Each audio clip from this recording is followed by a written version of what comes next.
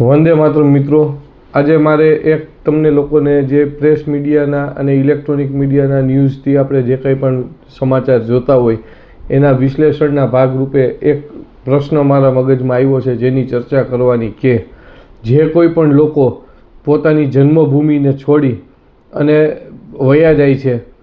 એટલે કે ભારત છોડી અને બીજા દેશમાં રહેવા વયા જાય છે અને ત્યાંના સિટીઝન કાર્ડ લઈએ કે ન લઈએ પણ ત્યાં રહેતા હોય છે, આપણને ખબર નથી કે ત્યાં આપણા ભારતનું સારું બોલે છે કે નથી બોલતા, બરાબર. પણ વર્ષોથી ત્યાં રહેતા હોય, પણ જ્યારે પણ કોઈ વૈશ્વિક યુદ્ધની કે કોઈ બે દેશ વચ્ચેના યુદ્ધની પરિસ્થિતિનું નિર્માણ થાય ત્યારે પોતાને ભારતીય કહી અને ભારતીય ઝંડા પકડી અને ભારતીય સરકારને પોતાના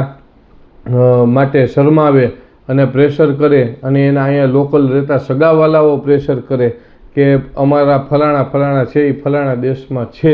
તો એને તમે પરત લઈ આવો, તો આ કેટલા અંશે વ્યાજબી કહેવાય. જો ખરેખર ભારતીય હોય તો એ ભારત છોડીને જાય જ નહીં. પણ જે લોકો ઓલરેડી ભારત છોડીને વયા ગયા હોય, પછી ભણવાના બાને, ધંધાના બાને કે બીજા કોઈ બાના તો સૌ કાઢે, પણ જે ભારત છોડીને નીકળી ગયા હોય એ લોકો ભારતીય કેવી રીતે કહેવાય કે ભારત સરકારે એને પરત લઈ આવવા માટે થઈ અને આટલા બધા સમજોતા કે કોઈ સેટલમેન્ટ કરવા પડે કે એને પાછા લઈ આવવા પડે કે એને બધું કરવું પડે, તો આ કેટલા અંશે વ્યાજબી ગણાય. આ મારી વ્યક્તિગત વિચારસરણી છે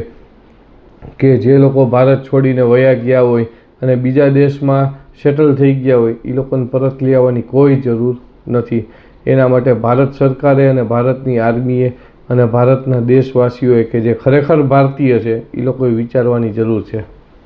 નમસ્તે.